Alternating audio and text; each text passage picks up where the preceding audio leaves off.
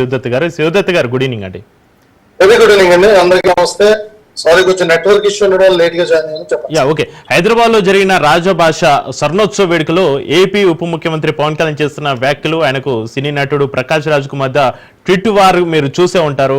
మాతృభాష తెలుగును అమ్మతో పోల్చిన పవన్ కళ్యాణ్ హిందీని పెద్దమ్మగా సంబోధించారు. అయితే పవన్ కళ్యాణ్ కౌంటర్ చేస్తూ ఆ రేంజ్కు అమ్ముడు పోవడమా చీచి అంటూ ప్రకాష్ రాజు ట్వీట్ ను మీరు ఏమంటారు సార్? ఇప్పుడు బేసిక్ గా పవన్ కళ్యాణ్ గారు వ్యాఖ్య చేశారు అన్నదానికన్నా ప్రపంచం ఏ స్థాయికి వెళ్ళింది, ప్రపంచంలో భారతదేశం ఏ స్థాయికి వెళ్తుంది, భారతదేశం ఎదుగుదలను చూసి తట్టుకోలేని వాళ్ళు మాట్లాడే మాటల్ని మనం పరిగణలోకి తీసుకోవాల్సిన అవసరం ఉందంటారా? ప్రకాష్ రాజ్ అనే వ్యక్తి అతను ఏం మాట్లాడుతున్నాడు, అతనికన్నా ఐడియా ఉందా లేదా? ఇప్పుడు ఇందులో అంటే భారతదేశం ఇప్పుడు ఈరోజు మీరు చూస్తే ప్రపంచంలోనే అగ్రగామి దేశంగా మారబోతుంది. మరి అలాంటప్పుడు మనం అన్నిటిలోని కూడా ప్రావీణ్యత చెంది ఉండాల్సిన అవసరం ఉంది. ఇప్పుడున్న పరిస్థితుల్లో ప్రత్యేకంగా యువతకి ప్రతిదీ కూడా అందుబాటులోకి తీసుకెళ్లి ప్రతి దాంట్లో కూడా ప్రావీణ్యం తీసుకొచ్చి అన్ని భాషల్లో కూడా వాళ్ళు చక్కగా ఉండాలి. నేషనల్ లాంగ్వేజ్ ని మనం ఓన్ చేసుకోకపోతే ఎట్లా అండి? ఇప్పుడు ఇందులో హౌ ఈ స్పీకింగ్ అనేది నాకు అర్థం కావట్లేదు అసలు. ప్రకాష్ రాజ్ గారు ఎందుకు మాట్లాడుతున్నాడు, ఆయన ఏం మాట్లాడుతున్నారు, అతను ఎందుకు మాట్లాడుతున్నాడో అతను ఒక ఆలోచన ఉందో లేదో నాకు అర్థం కాలేదు. పవన్ కళ్యాణ్ గారు మాట్లాడారు అని అంటే దేశ అభివృద్ధి కోసం ఆలోచించి మాట్లాడుతున్నది. అలాగే దేశంలో యువత ఏ స్థాయిలో ఎదుగుతున్నారు. మనం దేశంలో ప్రధానమంత్రి మోడీ గారు ఉన్నారు, ఈరోజు దేశాన్ని ఎంత ముందుకు తీసుకెళ్లారు. ఈరోజు ఆపరేషన్ సింధూర్తో దేశానికి ఒక మంచి పేరు తీసుకొచ్చారు. అలాగే చేసే ప్రతి ఆలోచన విధానం, వన్ నేషన్ వన్ ఎలక్షన్, అలాగే ప్రతిదీ కూడా ప్రతి చోట కూడా మనకి మన నేషనల్ లాంగ్వేజ్ ఉండాల్సిన అవసరం ఉంది.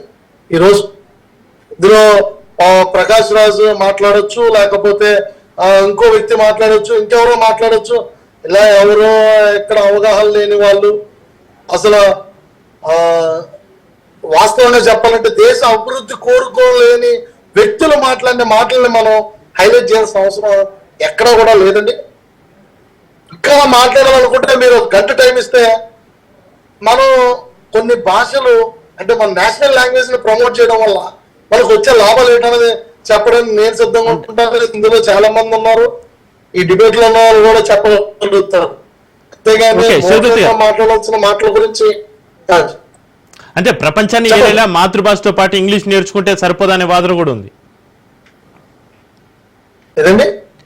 ప్రపంచాన్ని ఏలేలా మాతృభాషతో పాటు ఇంగ్లీష్ నేర్చుకుంటే సరిపోదా అని కూడా కొందరు వాదన. సరే, ఇంగ్లీష్ ఆల్రెడీ వచ్చింది కదండి, మనకి ఇంగ్లీష్ అన్నిటిలో అందరికీ వచ్చింది కదా. ఎందుకు హిందీనే బలవంతంగా రుద్దుతున్నారు అని? ఎవరికి బలవంతంగా రుద్దారండి హిందీని?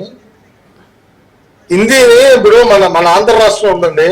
ఆంధ్ర రాష్ట్రంలో మనకి చదువుకునే పిల్లలకి first language, second language, third language ఉన్నాయి.